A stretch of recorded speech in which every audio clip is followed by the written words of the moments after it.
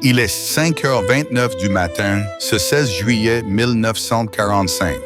Dans un coin oublié du désert du Nouveau-Mexique, connu des conquistadors espagnols sous le nom de Jornada del Muerto, l'humanité retient son souffle.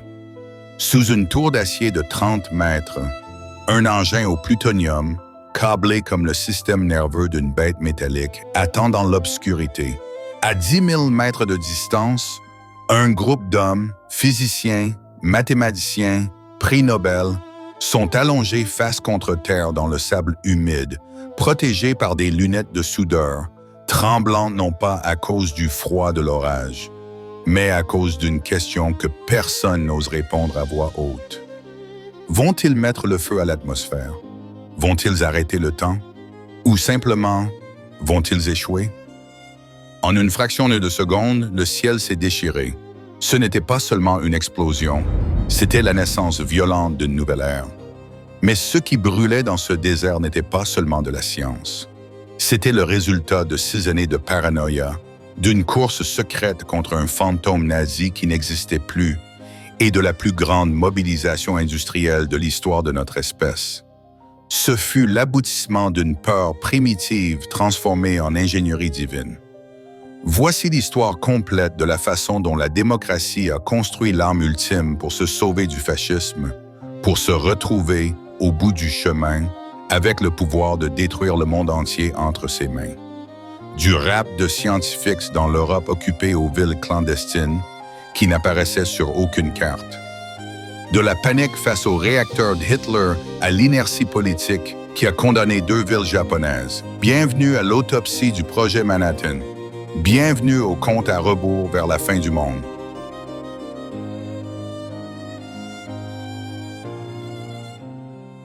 Pour comprendre l'horreur de 1945, nous devons remonter à la peur de 1938.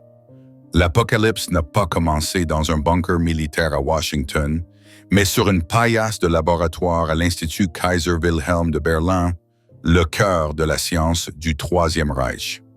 La veille de Noël de cette année-là, le monde de la physique classique s'est effondré silencieusement. Les chimistes allemands Otto Hahn et Fritz Strassmann avaient réalisé une expérience déconcertante qui défiait tout ce qui était connu jusqu'à présent. En bombardant un noyau d'uranium avec des neutrons lents, ils s'attendaient à obtenir un élément plus lourd, quelque chose de similaire au radium. À la place, ils ont obtenu du barium, un élément beaucoup plus léger. Ils ne comprenaient pas. Ils avaient brisé la matière, mais leur esprit ne pouvait accepter ce que leurs instruments leur criaient. L'explication ne vint pas de Berlin, mais de Suède, d'une exilée. Lise Meitner, une physicienne juive autrichienne et ancienne collaboratrice proche de Hahn, venait d'échapper de justesse à l'Allemagne nazie, traversant la frontière avec à peine 10 marches en poche et une bague en diamant au cas où elle aurait dû soudoyer les gardes-frontières. Meitner reçut la lettre de Hahn avec les résultats impossibles. Alors qu'elle marchait dans une forêt enneigée près de Göteborg avec son neveu, le physicien Otto Frisch, elle s'assit sur une bûche tombée et commença à faire les calculs sur un morceau de papier froissé. Elle réalisa que le noyau d'uranium ne s'était pas transformé. Il s'était fendu en deux comme une goutte d'eau instable. Mais le plus terrifiant était dans la masse. La somme des parties résultantes était légèrement inférieure à celle du noyau original. Où était passée cette masse perdue? Meitner appliqua la célèbre équation d'Einstein, E égale m². Cette infime perte de masse s'était transformée en une libération titanesque d'énergie, 200 millions d'électronvolts pour chaque atome. Meitner emprunta un terme à la biologie cellulaire pour décrire le phénomène, la fission. La nouvelle se répandit comme une traînée de poudre dans la communauté scientifique mondiale au début de 1939. Pour le citoyen ordinaire, c'était de la physique théorique incompréhensible. Mais pour un petit groupe de physiciens juifs réfugiés aux États-Unis et en Grande-Bretagne, la découverte était une sentence de mort. Des hommes comme Leo Szilard, Edward Teller et Eugene Wigner, qui avaient vu le fascisme dévorer leurs foyers en Hongrie et en Allemagne, comprirent immédiatement l'implication mathématique. Si vous pouviez diviser un atome, vous pouviez libérer de l'énergie. Si vous pouviez diviser des millions d'atomes dans une réaction en chaîne auto-entretenue, vous pouviez libérer l'enfer sur Terre. Et l'homme qui détenait la clé de cet enfer, l'homme qui contrôlait les laboratoires où la découverte fut faite, était Adolf Hitler. La peur cessa d'être une hypothèse en mars 1939. Lorsque l'Allemagne nazie envahit la Tchécoslovaquie, l'un des premiers ordres administratifs du ministère de la guerre du Reich ne fut pas militaire, mais industriel. Berlin ordonna d'arrêter immédiatement toute exportation d'uranium des mines de Joachim Stahl, la seule source significative d'uranium en Europe à cette époque. Pour Léo Szilard, ce fut la confirmation absolue. Les nazis ne savaient pas seulement ce qu'ils avaient, ils accaparaient le combustible pour construire la bombe. Le cauchemar de Szilard était vif et constant. Il imaginait Londres, Paris ou Washington vaporisés par un seul avion de la Luftwaffe, tandis que les démocraties dormaient, ignorantes du danger atomique.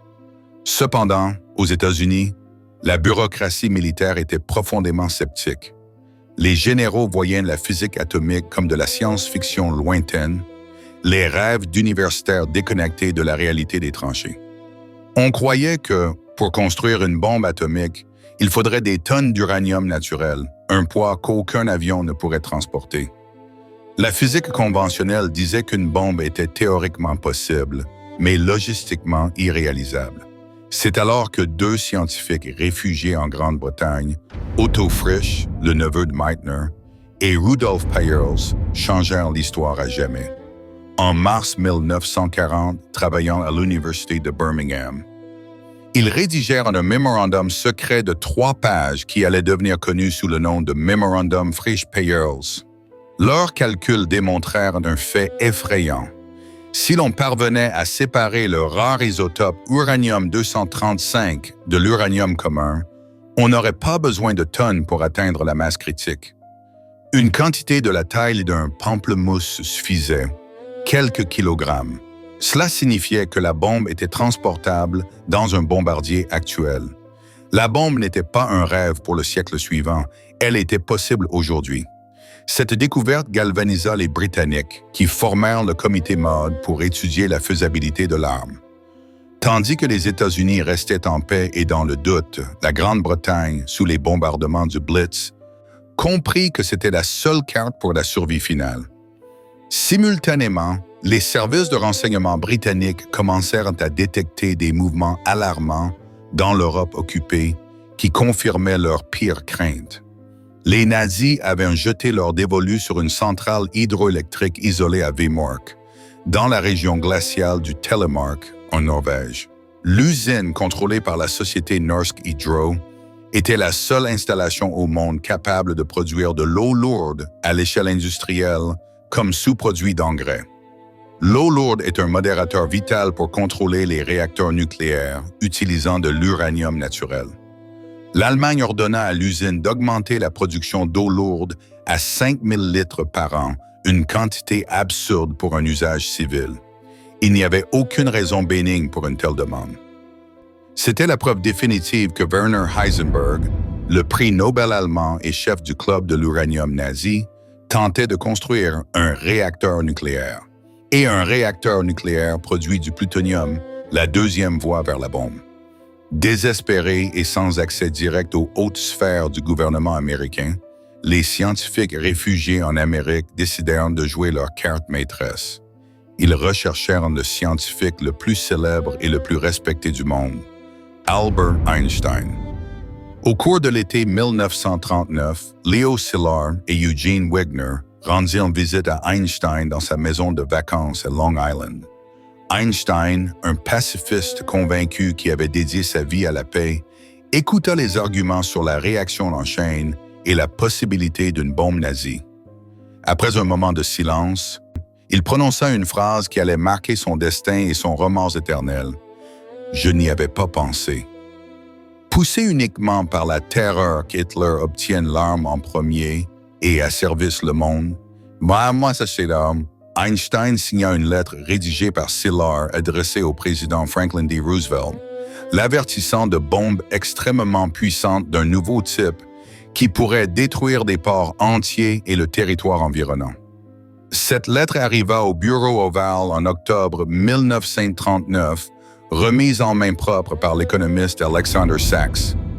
Roosevelt, après avoir écouté l'explication et lu l'avertissement d'Einstein, résuma la situation par une phrase pragmatique et effrayante. « Alex, ce que vous voulez dire, c'est qu'il faut empêcher les nazis de nous faire sauter. » Le président autorisa la création immédiate du comité de l'uranium, mais la réponse initiale fut léthargique et décevante.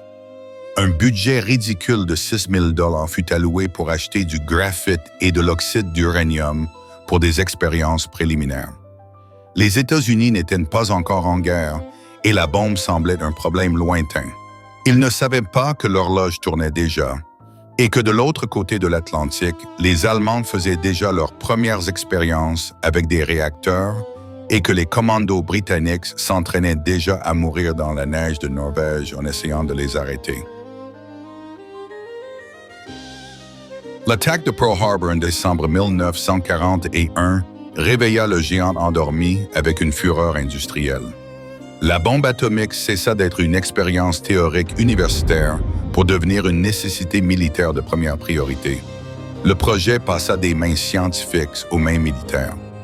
Le corps des ingénieurs de l'armée des États-Unis prit le contrôle total sous un nouveau nom de code, conçu pour paraître ennuyeusement bureaucratique et ne pas éveiller les soupçons, le District des ingénieurs de Manhattan, ou simplement le projet Manhattan.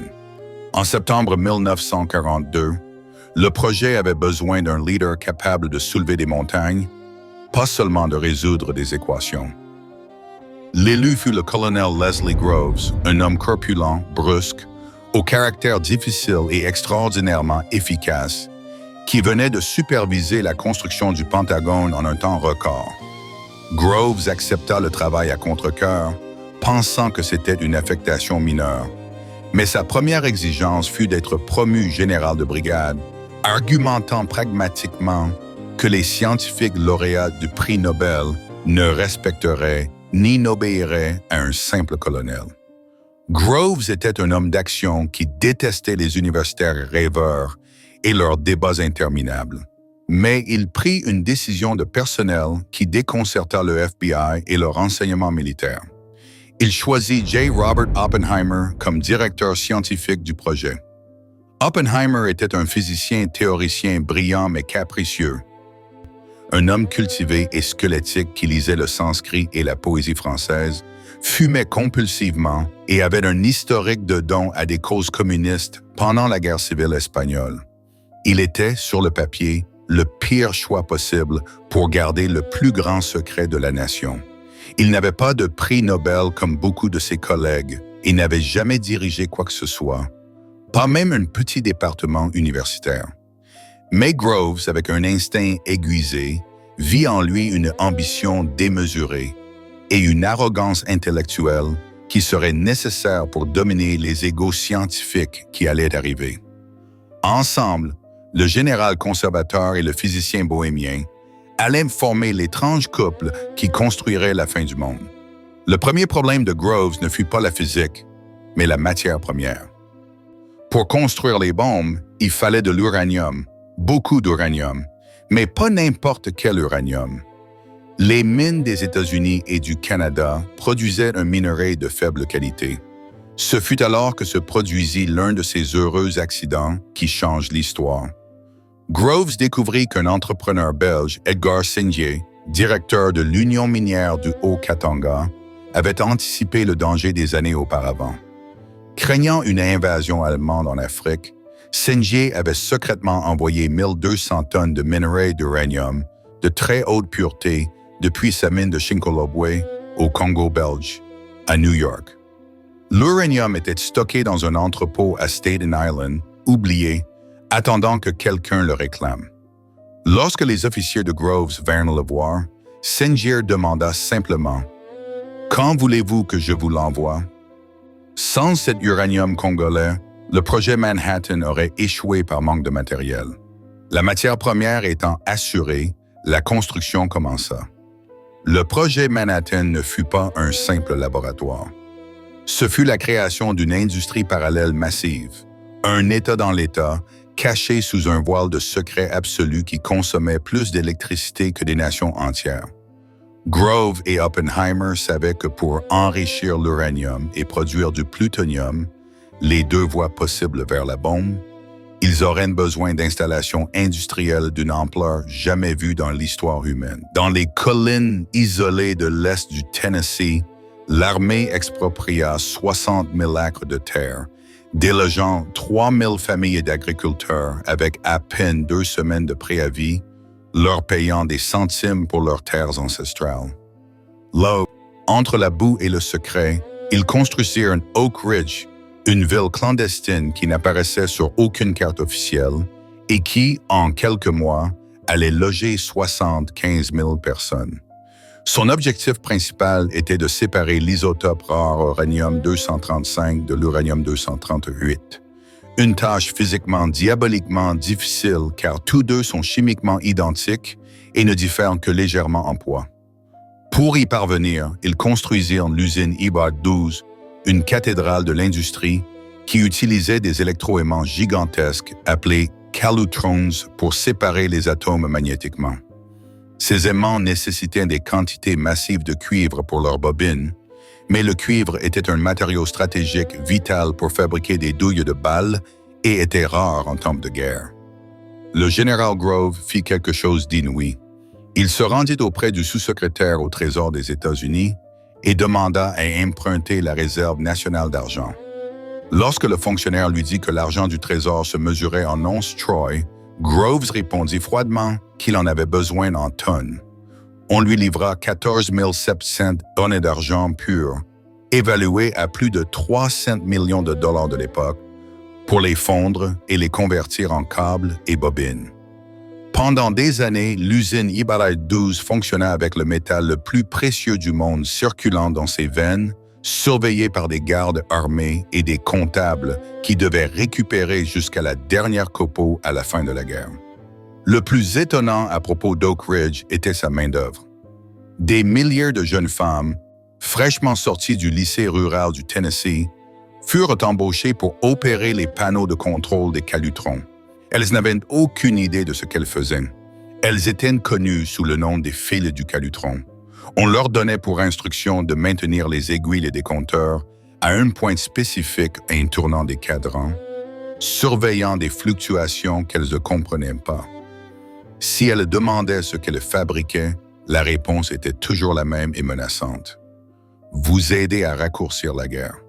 Si vous parlez, vous êtes des traîtresses. Si elles insistaient, elles étaient renvoyées et escortées hors de la ville.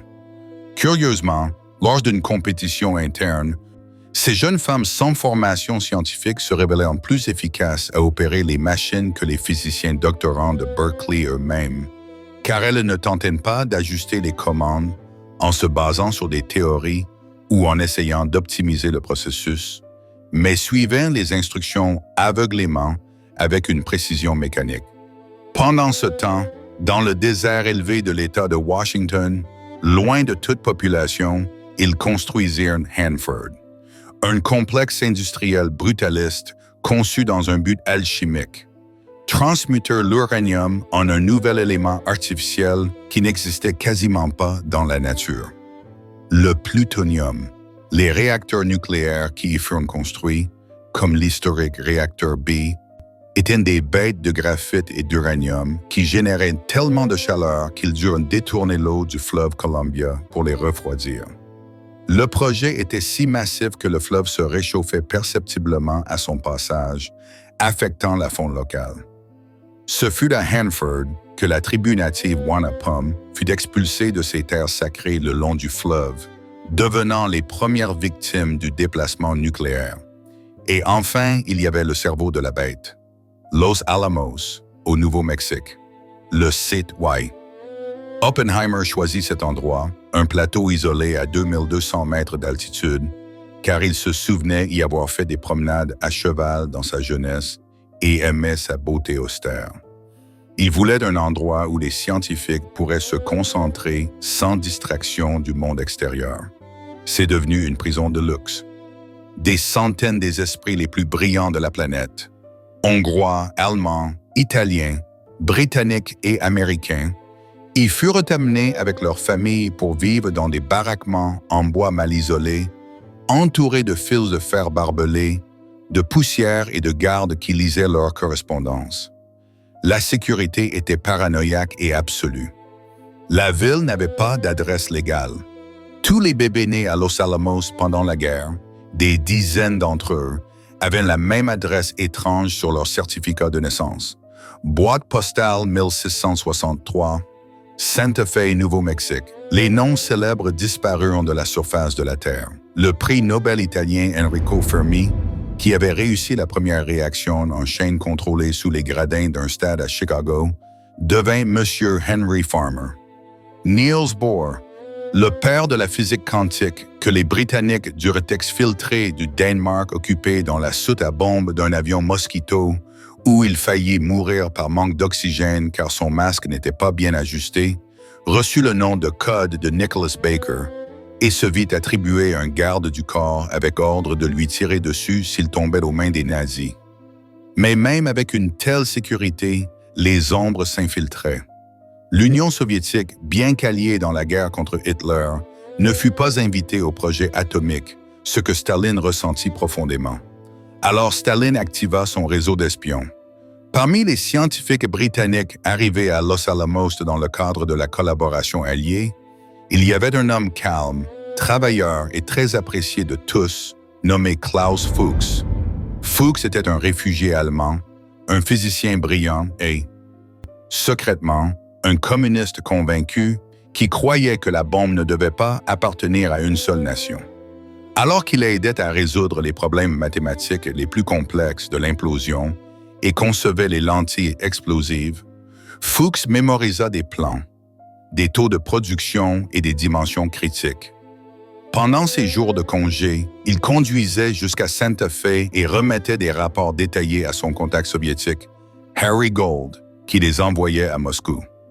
Grâce à Fuchs et à un autre jeune prodige espion nommé Theodore Hall, Staline en savait plus sur les progrès techniques de la bombe atomique américaine que le vice-président des États-Unis lui-même, Harry Truman. À mesure que 1944 avançait, une crise technique survint à Hanford qui menaçait de couler l'ensemble du projet. Le réacteur B, récemment allumé, commença mystérieusement à défaillir.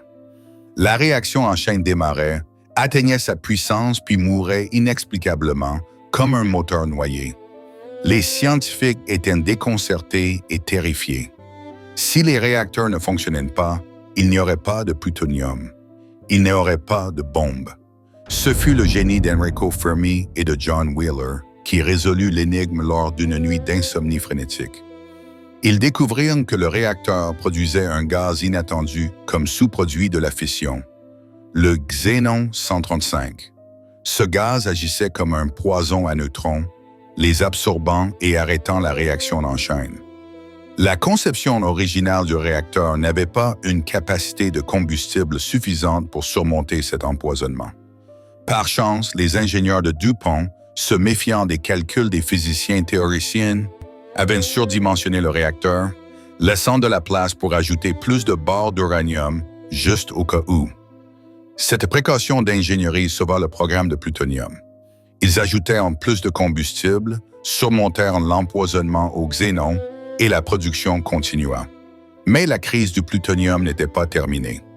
Au cours de l'été 1944, le premier échantillon de plutonium produit par réacteur arriva à Los Alamos.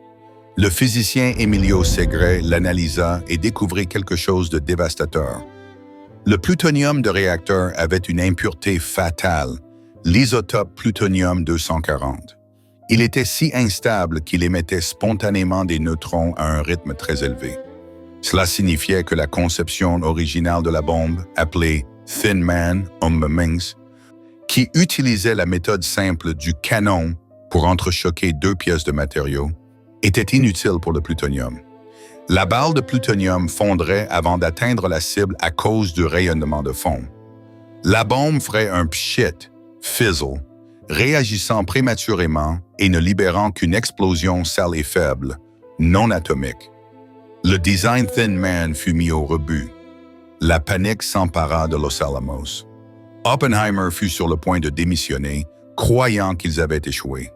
Des milliards de dollars investis à Hanford semblaient inutiles. C'est alors que le mathématicien hongrois John von Neumann et l'expert en explosifs ukrainien George Kistiakowsky proposèrent une idée radicale, théoriquement possible, mais diaboliquement difficile à exécuter: l'implosion. Au lieu de faire s'entrechoquer des pièces, ils devraient entourer une sphère de plutonium sous-critique d'explosifs conventionnels de haute puissance et les faire exploser tous simultanément vers l'intérieur. Ces explosifs devraient créer une onde de choc parfaitement sphérique et symétrique qui comprimerait le noyau de plutonium, augmentant sa densité jusqu'à atteindre la masse critique en 1/1000e de seconde.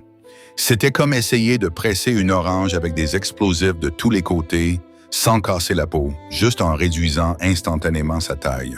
C'était un défi d'ingénierie et de précision jamais tenté auparavant. Ainsi naquit la conception de Fat Man, homme gros. Mais personne, absolument personne, ne savait si cela fonctionnerait dans la réalité. C'était un pari à l'aveugle. Fin 1944, tandis que les scientifiques de Los Alamos luttaient contre les lois de la physique et de la géométrie pour sauver la bombe au plutonium, les armées alliées foulaient déjà le sol européen. Derrière les lignes de combat, avançant avec l'avant-garde des troupes, se déplaçait une unité de renseignement scientifique sans précédent. Son nom de code était la mission Alsos. Son chef militaire était l'intrépide colonel Boris Pash, un vétéran anticommuniste, et son chef scientifique, le physicien néerlandais Samuel Goudsmit. Leur objectif n'était ni territoire, ni pont, ni ville. Leur mission était de capturer des personnes et des documents. Ils devaient trouver Werner Heisenberg et découvrir la vérité qui avait tourmenté les Alliés pendant 5 ans. À quel point Hitler était-il proche d'avoir la bombe? Pendant 5 ans, la peur de la bombe allemande avait justifié chaque dollar, chaque expropriation et chaque sacrifice moral du projet Manhattan. On supposait que les Allemands, ayant découvert la fission, avaient des années d'avance. Mais à mesure que la mission Alsos capturait des laboratoires à l'Université de Strasbourg et avançait vers le sud de l'Allemagne, l'image de la terreur commença à s'effondrer. Ils trouvèrent des noces de laboratoire désordonnées, des morceaux d'uranium brut maltraités et des scientifiques confus qui étaient surpris de les voir. Il n'y avait aucun signe d'une industrie massive. En avril 1945, dans les derniers jours du Reich, les agents d'Alsos arrivèrent dans une petite ville pittoresque de la forêt noire appelée Haigerloch. Là, cachés dans une grotte qui avait servi de cave à bière, sous l'église du château, ils trouvèrent le Saint Graal du programme nucléaire nazi. Ce n'était pas une usine industrielle kilométrique comme le K-25 de Oak Ridge. Il n'y avait pas de réacteurs géants comme ceux de Hanford. Ce qu'ils trouvèrent était pathétique en comparaison de leur cauchemar. Un réacteur expérimental inachevé, le Bahouet. Il se composait de simples cubes d'uranium suspendus à des chaînes comme un macabre lustre, conçus pour être immergés dans un réservoir d'eau lourde. La vérité frappa les Alliés avec la force d'une révélation. L'Allemagne avait échoué lamentablement. Leurs calculs sur la masse critique étaient erronés. Ils avaient misé sur l'eau lourde au lieu du graphite, une erreur fatale. Il manquait de ressources industrielles et, plus important encore, Hitler, obsédé par les armes de vengeance rapide comme les roquettes V2, n'avait jamais accordé de réelle priorité ni de financement illimité au projet atomique. Heisenberg avait travaillé laborieusement sur un réacteur pour générer de l'énergie, pas même sur une bombe. Les États-Unis avaient mené une course à la vie ou à la mort, épuisant leurs ressources et leur morale, contre un coureur qui ne s'était même pas présenté sur la ligne de départ. Pour confirmer cela définitivement, les Britanniques menèrent une opération de renseignement magistral appelée Opération Epsilon. Ils internèrent 10 des principaux scientifiques allemands capturés, dont Heisenberg, Otto Hahn et Carl Friedrich von Weizsäcker, dans une élégante maison de campagne appelée Farm Hall, près de Cambridge, en Angleterre. La maison était remplie de microphones cachés dans les lampes, sous les tables et dans les chambres. Pendant 6 mois, les Britanniques écoutèrent leurs conversations privées. Les transcriptions de Farm Hall révélèrent que, lorsqu'ils entendirent la nouvelle de la bombe atomique américaine sur Hiroshima quelques mois plus tard, leur première réaction fut une incrédulité totale.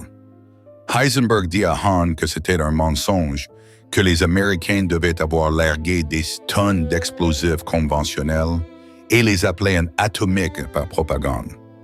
Ils ne pouvaient pas croire que les amateurs américains aient réussi ce que l'élite de la physique allemande considérait comme impossible avant la prochaine décennie.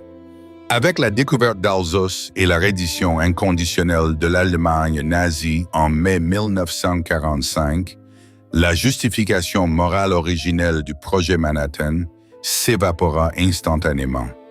La bombe avait été conçue uniquement et exclusivement comme défense contre Hitler. Sans Hitler et avec le Japon incapable de développer une telle technologie, le motif de construire l'arme du jugement dernier cessait d'exister. Cependant, la machinerie ne s'arrêta pas. Elle ne ralentit même pas. C'est là que l'histoire de la science se transforme en l'histoire sombre de l'inertie politique et bureaucratique. Au printemps 1945, le projet Manhattan avait pris vie propre. Le gouvernement avait dépensé 2 milliards de dollars de l'époque, ce qui équivaudrait à des dizaines de milliards aujourd'hui. Le général Groves comprenait mieux que quiconque la dynamique politique. Si la guerre se terminait sans que la bombe soit utilisée et que le public découvrait que cette fortune avait été dépensée en secret pour rien, le Congrès lancerait une enquête massive qui mettrait fin à des carrières politiques et militaires. Comment justifierait-il auprès des contribuables la construction de villes secrètes et le détournement de ressources vitales pour créer une arme qui est restée sur une étagère à prendre la poussière? La bombe devait être utilisée pour justifier sa propre existence financière. De plus, la moralité de la guerre aérienne avait radicalement changé pendant le conflit. Aux premières étapes, le bombardement de civils était condamné. Mais en 1945, la destruction totale s'était normalisée. Dans la nuit du 9 au 10 mars 1945, l'armée de l'air américaine, sous le commandement de l'implacable général Curtis LeMay, lança l'Operation Meeting House, le bombardement incendiaire de Tokyo. En une seule nuit, 300 bombardiers 29 larguèrent 1600 tonnes de bombes à fragmentation au napalm M69 sur la capitale japonaise, construite majoritairement en bois. La tempête de feu qui en résulta fit bouillir les canaux de la ville et tua 5000 personnes, hommes, femmes et enfants, en 6 heures. Plus de morts immédiates que ce que causerait la future explosion d'Hiroshima. La ligne morale concernant le meurtre de civils à l'échelle industrielle avait déjà été franchie bien avant la bombe atomique. La bombe atomique promettait seulement de le faire plus efficacement. Un seul avion au lieu de 300. Le scénario géopolitique se transformait également rapidement. Avec l'Allemagne vaincue, la fragile alliance de circonstances avec l'Union soviétique commençait à se fissurer. Les stratèges à Washington, y compris le futur secrétaire d'État James Burns, commencèrent à considérer la bombe non seulement comme un moyen de mettre fin à la guerre dans le Pacifique, mais comme un outil diplomatique crucial pour contenir Staline dans l'après-guerre. Si les États-Unis possédaient l'arme ultime et démontraient la volonté de l'utiliser, ils pourraient dicter les termes du nouvel ordre mondial et freiner l'avancée soviétique en Europe et en Asie. La bombe cessa d'être une arme de guerre pour devenir un pion d'échec politique. Le 12 avril, l'univers politique des États-Unis fut ébranlé. Le président Roosevelt mourut d'une hémorragie cérébrale. Harry S. Truman, son vice-président, prêta serment. Truman était un homme honnête du Missouri, Mais jusqu'à ce jour, il avait été tenu dans l'ignorance totale des secrets de guerre. Roosevelt ne lui avait jamais parlé de la bombe. Lors de sa première réunion après sa prise de fonction, le secrétaire à la guerre Henry Stimson lui révéla le secret avec gravité. « Monsieur le Président, dans 4 mois, nous aurons une arme capable de détruire une ville entière. » Truman, submergé par la responsabilité soudaine, ne remit pas en question le processus. Il est monté dans un train lancé à toute vitesse et qui n'avait pas de frein. Cependant, dans les laboratoires de Chicago et Los Alamos, certains scientifiques commencèrent à sortir de leur transe technique en voyant que l'Allemagne était tombée. Leo Szilard, le même homme qui avait exhorté Einstein à écrire la lettre initiale par peur des nazis, comprenait maintenant l'horreur de ce qui allait arriver. Szilard tenta désespérément d'atteindre Truman pour arrêter l'utilisation de la bombe, mais fut bloqué par Byrne. En juin 1945, un groupe de scientifiques de Chicago, dirigé par le prix Nobel James Franck, rédigea un document secret connu sous le nom de Rapport Franck. Ce fut un acte de courage moral. Le rapport avertissait prophétiquement que l'utilisation de la bombe contre le Japon, sans avertissement préalable, détruirait la confiance internationale et déclencherait une course aux armements nucléaires avec l'Union soviétique qui mettrait en danger l'avenir de l'humanité. Ils suggérèrent une alternative, une démonstration technique de la bombe sur une île déserte ou au-dessus d'une forêt dépeuplée, devant des observateurs des Nations Unies et du Japon pour forcer la reddition par intimidation sans massacre. Mais le rapport tomba dans l'oreille d'un sourd. Il fut renvoyé au comité intérimaire, un groupe secret de politiciens et de militaires de haut niveau réunis pour conseiller Truman. Le comité, dominé par Burns et Groves, rejeta l'idée de la démonstration. Leurs arguments étaient froids et pragmatiques. Et si la bombe échouait pendant la démonstration, ce serait une humiliation qui renforcerait le moral japonais.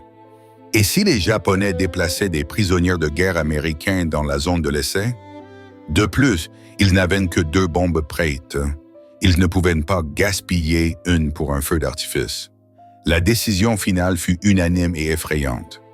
La bombe devait être utilisée contre un objectif militaire entouré de maisons de travailleurs pour montrer sa puissance destructrice totale, et elle devait être utilisée sans avertissement préalable pour maximiser l'impact psychologique et le choc. L'inertie avait gagné la bataille morale. La bombe, née de la peur légitime de l'esclavage nazi, se préparait maintenant à tomber sur une nation qui était déjà militairement vaincue. Avec sa marine coulée, son ciel sans défense et ses villes brûlées, mais qui, piégée dans son propre code d'honneur et cherchant une reddition négociée qui préserverait son empereur, refusait la capitulation inconditionnelle. L'objectif avait changé de Berlin à Hiroshima, mais l'arme restait la même, et la volonté de l'utiliser était désormais imparable. Le désert du Nouveau-Mexique est un lieu d'une beauté austère et violente, un paysage de sable blanc et de broussailles sèches sous un soleil implacable. Dans un tronçon désolé, connu sous le nom de Jornada del Muerto, l'armée délimita une zone d'exclusion. Là, au cours de l'été 1945, fut construit le décor de l'expérience la plus dangereuse de l'histoire de l'humanité. Le nom de code de l'essai, choisi par Oppenheimer, inspiré d'un poème de John Donne, fut Trinity. La pression sur Los Alamos était suffocante. La conception de la bombe à uranium, Little Boy, était si simple que les scientifiques étaient certains qu'elle fonctionnerait sans avoir besoin de la tester. Mais la bombe au plutonium, Fat Man, était une bête complètement différente. Elle dépendait de l'implosion, une sphère parfaite d'explosifs conventionnels qui devait détonner avec une symétrie de microsecondes pour comprimer le noyau de plutonium. Si elle échouait, ce serait le fiasco le plus coûteux de la guerre. Le plutonium se disperserait dans le désert, transformant la zone en un terrain vague toxique sans produire d'explosion atomique. Ils devaient la tester. Le 12 juillet, les composants de l'engine Artefacto, comme ils appelaient la bombe d'essai, arrivèrent au Ranch McDonald, Une maison en adobe abandonnée à l'intérieur du périmètre de Trinity. Dans ce qui avait été la chambre principale de la ferme, l'équipe d'assemblage, gantée de blanc et la respiration contenue, monta le cœur nucléaire du dispositif. C'était une scène surréaliste. La technologie la plus avancée du 20e siècle assemblée dans une cabane poussiéreuse dont les fenêtres étaient scellées avec du ruban adhésif pour empêcher le sable d'entrer. L'engine final ne ressemblait pas à une arme. C'était une sphère monstrueuse de métal, recouverte de câbles et de détonateurs, qui la faisait ressembler à un énorme organisme cybernétique. Elle fut hissée lentement jusqu'au sommet d'une tour d'acier de 30 mètres de haut. Là, elle resta suspendue, se balançant doucement en avance du désert, attendant son heure. La date de l'essai fut fixée à l'aube du 16 juillet. Truman était déjà à Potsdam, en Allemagne, attendant de rencontrer Staline et Churchill. Il devait savoir s'il avait la bombe dans sa poche avant de s'asseoir pour négocier. Le message de Groves à Oppenheimer fut clair. Le succès était obligatoire. Mais la nature en avait décidé autrement. La nuit du 15 juillet, un violent orage électrique s'abattit sur le désert. La foudre frappait près de la tour d'acier où reposait la bombe atomique. La panique s'empara du camp de base. Si la foudre frappait la tour et faisait détonner les explosifs conventionnels, le plutonium se disperserait, tuant toutes les personnes présentes par radiation. Oppenheimer, fumant cigarette après cigarette, était au bord de l'effondrement nerveux. Le général Grove, essayant de garder son calme, dormait par intermittence dans sa tente, tandis que la pluie battait la toile. À 4 heures du matin, la pluie se calma. Les météorologues donnèrent une fenêtre d'opportunité. Le compte à rebours commença pour 5h30. Dans les bunkers d'observation, situés à 10 milliards du point zéro, les scientifiques s'enduisaient le visage de crème solaire et mettaient des lunettes de soudeur sombre. L'atmosphère était un mélange de terreur et d'humour noir.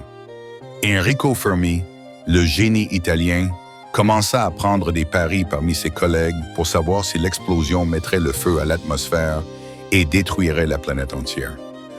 Bien que les calculs indiquent que la probabilité était presque nulle, à ce moment de tension absolue, les presque pesaient comme une chape de plomb. Personne ne savait vraiment ce qui allait se passer. Ils étaient sur le point de libérer des forces qui n'avaient pas été vues dans l'univers depuis la création des étoiles.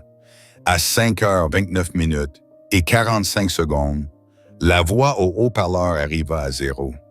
À cet instant, il n'y eut aucun son, seulement de la lumière.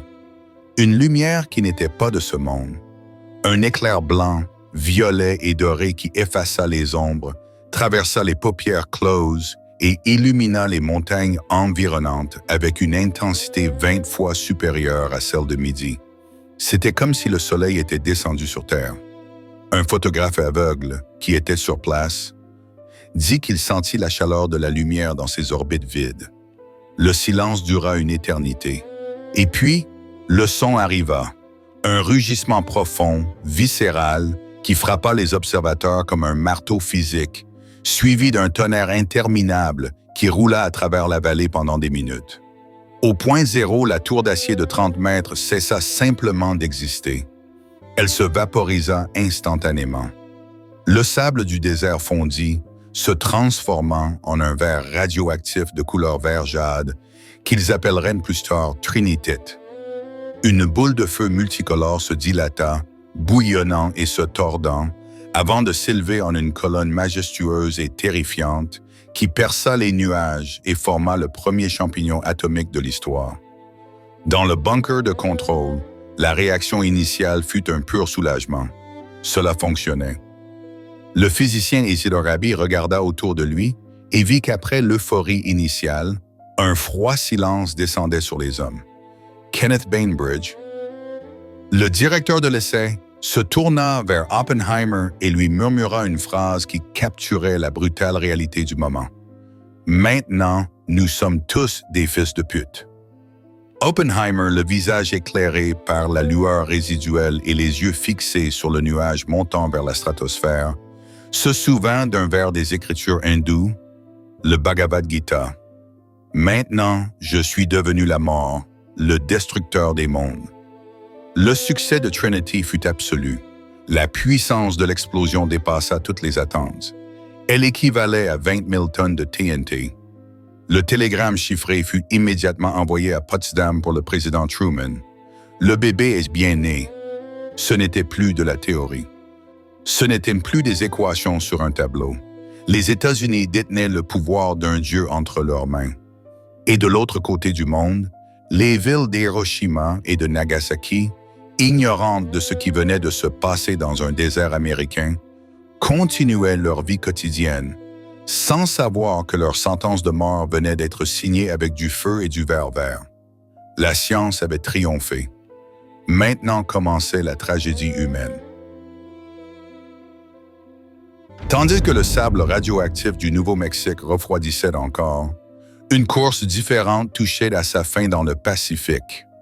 Le croiseur lourd USS Indianapolis était arrivé sur l'île de Tinian le 26 juillet, après une traversée à grande vitesse et dans le secret absolu. Sa cargaison n'était ni de l'or ni des troupes, mais un cube de plomb contenant le résultat d'années d'efforts à Oak Ridge, la moitié de la réserve mondiale d'uranium-235 enrichie. La livraison fut effectuée avec succès, mais la tragédie frappa immédiatement après. 4 jours plus tard, alors qu'il naviguait vers les Philippines, l'Indianapolis fut torpillé par un sous-marin japonais. Sur les 1196 membres d'équipage, 900 tombèrent à l'eau. Pendant 4 jours de terreur inimaginable, les hommes furent dévorés par les requins et succombèrent à la folie et à la soif sous le soleil du Pacifique. Personne ne savait qu'ils étaient là, car leur mission avait été si secrète que leur itinéraire ne fut pas communiqué. Ce fut le premier sacrifice de sang de l'ère atomique, une tragédie maritime réduite au silence par l'imminence de l'apocalypse qu'ils avaient eux-mêmes transportée. À Tinian, les ingénieurs assemblèrent la bombe. Ils l'appelèrent un « Little Boy ». Contrairement à Fat Man ou au dispositif Trinity, cette bombe était mince, allongée et trompeusement simple. Sa conception était un mécanisme de canon. Un explosif conventionnel tirerait une balle d'uranium creuse contre une cible d'uranium solide. En se percutant, il formerait la masse critique. Ici réside le fait le plus effrayant de toute l'histoire du projet Manhattan. Cette bombe, l'arme qui allait être utilisée sur une ville vivante, n'avait jamais été testée. Les scientifiques étaient si sûrs des mathématiques et de l'uranium, et le matériau était si rare et coûteux à produire qu'ils décidèrent de ne pas le dépenser pour un essai. L'attaque sur Hiroshima ne fut pas seulement une opération militaire, ce fut l'expérience scientifique à plus grande échelle de l'histoire, menée directement sur des êtres humains. Ils allaient lancer une théorie physique sur une population civile, faisant aveuglément confiance à la justesse des calculs de tableau noir de Los Alamos. Le matin du 6 août 1945, le bombardier B-29 Enola Gay décolla de Tinian. Le colonel Paul Tibbets transportait dans sa soute 4 tonnes de morts. La cible principale était Hiroshima, une ville portuaire qui avait été inexplicablement épargnée par les bombardements incendiaires conventionnels jusqu'alors. On savait maintenant pourquoi. Elle avait été préservée intacte pour mesurer avec précision les dégâts de la nouvelle arme. À 8h15 du matin, la ville d'Hiroshima s'éveillait. C'était une matinée chaude et claire. Les travailleurs se dirigeaient vers les usines. Les enfants, mobilisés pour nettoyer les décombres des coupe-feux, étaient dans les rues. Les femmes préparaient le petit déjeuner. Le radar japonais détecta 3 avions ennemis, mais comme ils étaient si peu nombreux, l'alerte d'attaque aérienne massive ne fut pas donnée. Les gens regardaient le ciel, curieux du bourdonnement des moteurs. À 30 000 pieds d'altitude, l'Enola Gay largua sa charge.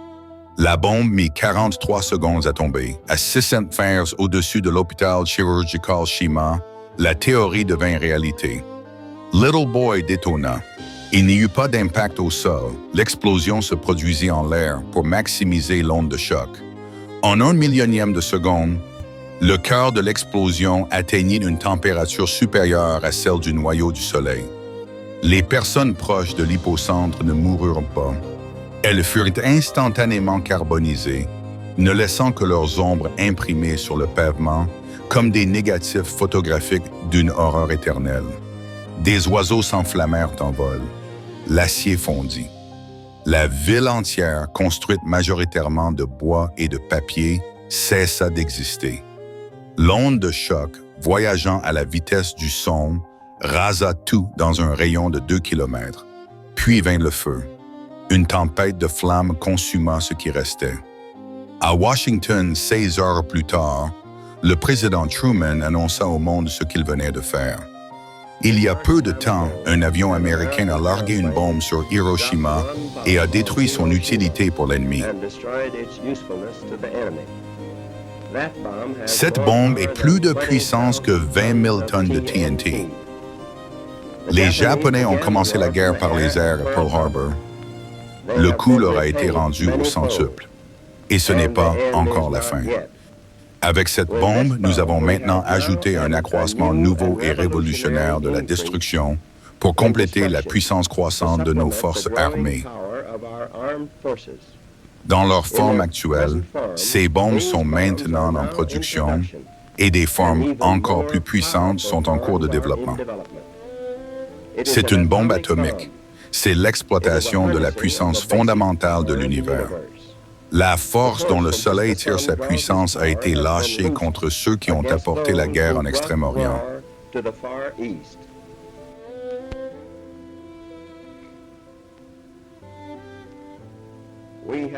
Nous avons dépensé plus de 2 milliards de dollars dans le plus grand pari scientifique de l'histoire et nous avons gagné.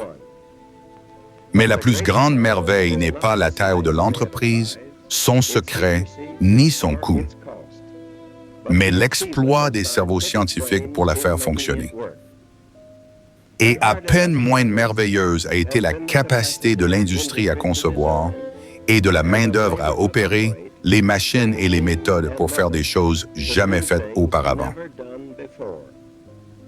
La science et l'industrie ont travaillé ensemble sous la direction de l'armée des États-Unis, qui a obtenu un succès unique en un temps étonnamment court. Il est douteux qu'une autre combinaison de ce genre puisse être réunie dans le monde. Ce qui a été fait est la plus grande réalisation de la science organisée de l'histoire.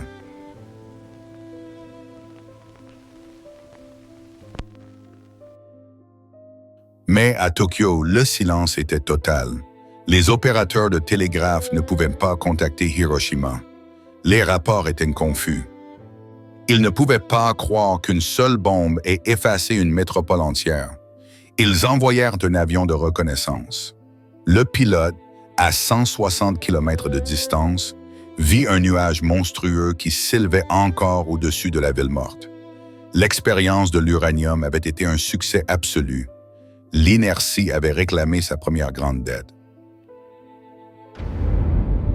Le Conseil suprême de guerre était paralysé, débattant s'il fallait se rendre ou se battre jusqu'à l'extinction nationale. Mais ils n'auront pas le temps de gérer le deuil. Le 8 août, l'Union soviétique, remplissant sa promesse envers les Alliés, déclara la guerre au Japon et envahit la Mandchourie avec une force écrasante d'1,5 million de soldats. Pour les dirigeants japonais, c'était tout aussi terrifiant que la bombe atomique. Ils étaient écrasés par deux superpuissances simultanément. À Tinian, la machinerie du projet Manhattan n'attendait pas. Ils avaient une deuxième bombe prête et l'inertie exigeait qu'elle soit utilisée. Cette fois, c'était Fat Man, la bombe à implosion au plutonium, la sœur jumelle de celle qui avait explosé à Trinity. C'était une conception plus complexe, plus puissante et plus efficace. Et les militaires voulaient prouver au monde, et surtout à Staline, que les États-Unis n'avaient pas seulement une bombe expérimentale, mais une chaîne de production de destruction massive. La date initiale de la deuxième attaque était le 11 août, mais elle fut avancée au 9 en raison des prévisions de mauvais temps. La précipitation était évidente. La mission fut un chaos dès le début. Le bombardier Boxcar décolla avec des problèmes de réservoir de carburant. En arrivant au point de rendez-vous, il perdit un temps précieux à chercher son escorte. La cible principale n'était pas Nagasaki. C'était la ville de Kokura, un arsenal militaire vital. Mais lorsque le Boxcar arriva à Kokura, il trouva la ville couverte de fumée et de nuages. Ils firent 3 passages, mais les ordres étaient stricts. Bombardement visuel, polo-radar. Avec peu de carburant et les défenses anti-aériennes japonaises se réveillant, le pilote décida d'avorter et de se diriger vers la cible secondaire. Nagasaki. Le destin d'une ville entière fut décidé par la météo. Nagasaki n'était pas un objectif militaire idéal. Elle était située dans une vallée qui limiterait l'effet de l'explosion. Mais elle était sur la liste. À 11h02 du matin le 9 août, les nuages au-dessus de Nagasaki s'ouvrirent brièvement. Ce fut suffisant. Fat Man tomba. L'explosion fut plus puissante que celle d'Hiroshima, équivalente à 21 000 tonnes de TNT. Mais en raison de la géographie de la vallée, la destruction fut concentrée. Malgré cela, 40 000 personnes moururent instantanément. 40 000 autres mouraient dans les jours et les semaines suivantes des suites de brûlures et de radiation. Ce fut le coup de grâce. Une bombe créée par pur des nazis, une merveille d'ingénierie financée par une démocratie, avait fini par tomber sur une ville japonaise secondaire à cause de la nébulosité, tuant une population composée en grande partie de chrétiens japonais, de travailleurs forcés coréens et de prisonniers de guerre alliés. Le 15 août, la voix de l'empereur Hirohito fut entendue à la radio pour la première fois dans l'histoire du Japon. Dans un discours plein d'euphémismes, il accepta l'inévitable. L'ennemi a commencé à utiliser une bombe nouvelle et extrêmement cruelle, dont la puissance de destruction est incalculable. La guerre était terminée, mais l'ombre du projet Manhattan ne faisait que commencer à s'étendre. À Los Alamos, l'euphorie de la victoire se transforma rapidement en une gueule de bois morale. Robert Oppenheimer, l'homme qui avait dirigé l'orchestre, se retrouva tourmenté par des visions de ce qu'il avait déclenché.